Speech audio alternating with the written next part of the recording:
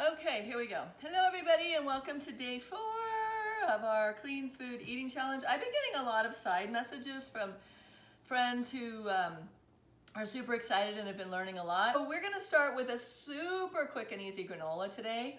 And the reason I did this is I did this for my Keto Gone Green course, which we offer online 4 times a year. And now we've switched it up for May. We've switched it to a whole 30-day whole food detox course, which is for men and women to balance their hormones, lose weight. You know, you're still gonna eat whole foods, but you're also gonna be like getting included in how to detox for a month. Basically an elimination diet, getting off grains, getting off a lot of the foods that might be bothering you, and kind of diving deeper and getting coaching on that for a month. So anybody watching that's curious or interested in our 30-day program, it does start May 7th, so it's soon. Just go to purejoyplanet.com and click on Learn, and the course will be in there. So we can put links underneath this video too. Anyway, we're gonna get started with our granola. I'm gonna start with almonds. Now, if you guys have been watching for the last 3 days, you'll know that I keep talking about the natural zinc almonds and how amazing they are, and that I soak them first overnight for at least 8 hours, maybe even more. These ones I soaked overnight 8 hours, rinsed well, and then soaked another 4 hours. I just like my almonds to get rid of all the brown stuff and get all that phytate and acid off, and my mouth likes it better. It's sweet, it becomes sweet. And then you can eat them just soaked, or you can dehydrate them. For this granola, I'm gonna recommend dehydrating. And yes, you do need to dehydrate for 36 to 48 hours at 115. No joke, if you only do 24 hours and you're like, oh, it's good enough, your almonds will go moldy. And it's happened to so many of my students. So I just say the longer the better with almonds. And if it's at a low temperature, it's not gonna damage them. Like keep it around 115. And I keep my dehydrator out in my garage so that I don't have to hear that humming or smell like the smells if I'm drying crackers. Luckily my garage is right off my kitchen, but you could also use a laundry room or just someplace and run an air purifier and keep that door closed. So these are nice and crunchy. I'll hold it up so you can hear it. Hear that crunch? And this is 2 cups. So all we're gonna do is just take a bowl and throw our 2 cups of dehydrated. Now this could be almonds, this could be pecans, this could be walnuts. Really, if you're allergic to a nut, use another nut. You could use pumpkin seeds, but always soak and dehydrate everything. They're gonna be a lot crunchier, and the mouthfeel is just gonna be so much better. Some people might be asking me, what if you don't have a dehydrator? You could bake on low, I would say at the lowest setting, which is around 200, I guess, and then just turn them every 10 or 15 minutes to make sure that they're not burning. Maybe do them on a cookie sheet until they're dry. And I really don't know, you'd have to Google that and look up how to, soaked nuts, how to do it in your oven. Some people have convection ovens. But anyway, I always tell my students, go out and get a cheap dehydrator, because we're gonna be encouraging you to do a lot of nuts and seeds soaked and dehydrated. Go to the thrift store, go online, go on Facebook Marketplace, find a cheap dehydrator. You don't have to buy it new. And then that way you'll be able to do it right. Okay, so after we put the 2 cups of soaked nuts, we're gonna do 2 cups. There's a lot of 2s in this recipe, so it'll be easy to remember. 2 cups of, this is dried desiccated coconut shreds. You could also use coconut chips or flakes, which are the bigger pieces. Whatever ones you want. You could even use toasted coconut in here, which I think would be super delicious, because if you're not like 100% raw, have some toasted coconut. It's super yummy. The next ingredient we're gonna put in is another 2 teaspoons of cinnamon. And then we're gonna put in walnut butter. And I thought what I would do today is show you guys, and this is kind of a bonus recipe, because a lot of people ask me this, how do you make a nut butter, your own? Instead of buying them from the store, which they're never, unless it says activated, and they're gonna charge you a lot more money, they're never soaked. They don't soak the nuts. We don't really know if they're using all the, remember I talked about on day 2, all the pieces of nuts that are broken, like cashews and almonds. You don't wanna buy those. They're full of bacteria, and usually that's what they make the nut butters out of, is the ones that are the uglies. So why not just make your own nut butter from something super fresh? I did get this at a thrift store or a yard sale, I can't remember.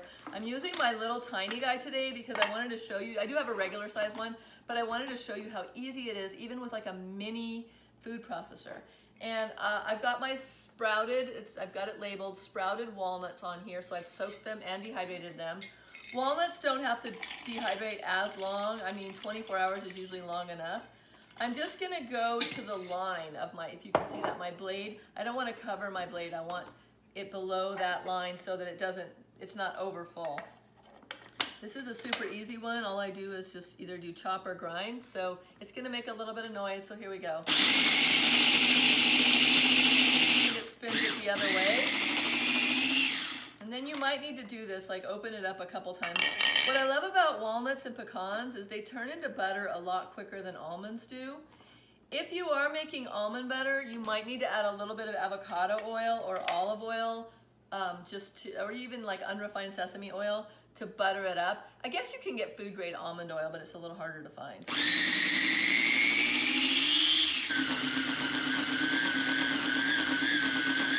There we go.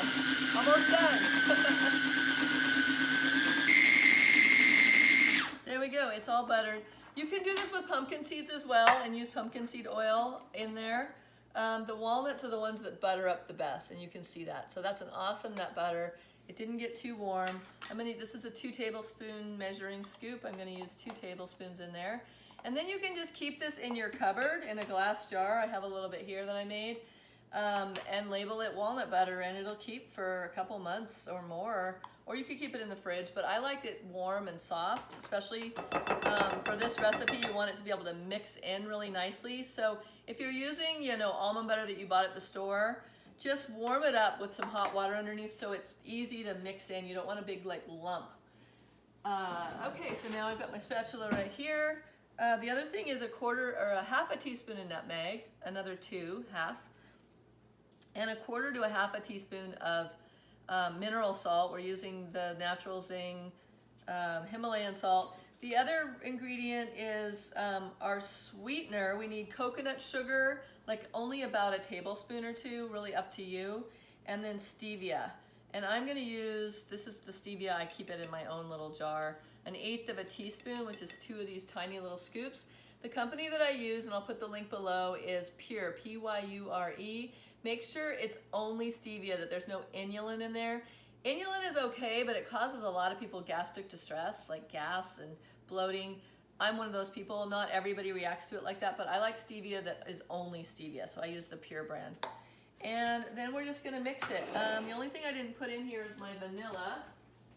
So just some vanilla extract, about a teaspoon or 2, whatever you like. If you have vanilla bean, you can use that too. Don't worry, the vanilla won't, you can still keep this at room temperature because the vanilla is just alcohol. It's not, it doesn't have any water in there, so it's not gonna mess with your recipe. I'm just gonna use my hands and just get this really mixed in well. I might actually add a little bit more nut butter to this because I want it to really really get, what's the word? I want it to kind of stick to itself and get sticky and seem more like your granola. And you can kind of crush those almonds up a little bit while you're doing this. And it's so good. And I would definitely add other things if you want. Like you could add some dehydrated pumpkin seeds to this, some goji berries. I don't do anything high glycemic, but you can do raisins and goji berries and dried fruit if you want. Just be warned that nuts and fruit together cause a lot of bloating and are not the best food combining, so that's why I do this more keto based. But of course, then you can put your almond milk on it, and I will do that too, because we made our almond milk, remember on what day was that? Day 1 when I made the smoothie? I made some almond milk. So I can seem to get away with some berries on this without it being a problem. So really you just have to know your own body. Everybody's body works differently. And I'm not saying everybody needs to be low carb or keto, but for me, it seems like my gut is the happiest and I have the most energy when I'm not doing a lot of dried fruits and sugary things. Smells awesome. And then you just pour your milk over the top and this is a great snack.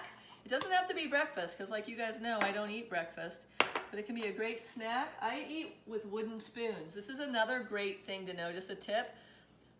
Wooden utensils are so much more appealing when you're eating on a wooden utensil, and I actually travel with a spoon, a fork, and a knife that are wooden, so I can eat on the airplane, I can eat at a restaurant, I don't have to use their low quality metal utensils. Once you start doing this, you'll notice that you taste the metal on everything. Like, oh wow, as a chef and as someone who loves flavors, wooden utensils are the best, and you can find these online. So there's our granola, and like I said, if I had some berries on hand, I would add them. And I will just store this in a glass container, which I have right here. And like I said, you can just put this right in your cupboard, and it does really taste delicious. And like I didn't show you that I was adding coconut sugar, but you can definitely add some coconut sugar to taste to this, or maple syrup or anything like that. Hey, thanks so much for joining for this recipe. If you want to know more about all of our recipes and get free ones and sign up for our 3-day sugar-free challenge or any of our courses, just go to purejoyplanet.com.